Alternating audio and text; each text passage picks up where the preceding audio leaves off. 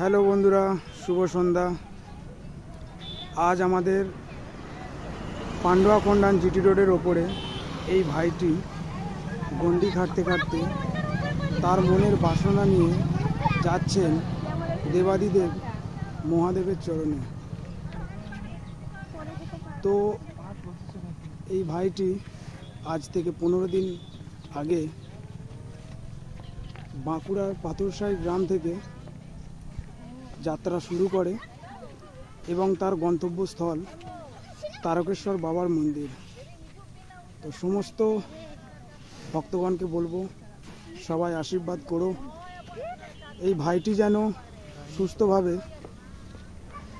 বাবার চরণে পৌঁছাতে পারে এবং সুস্থভাবে বাড়িও ফিরতে পারে।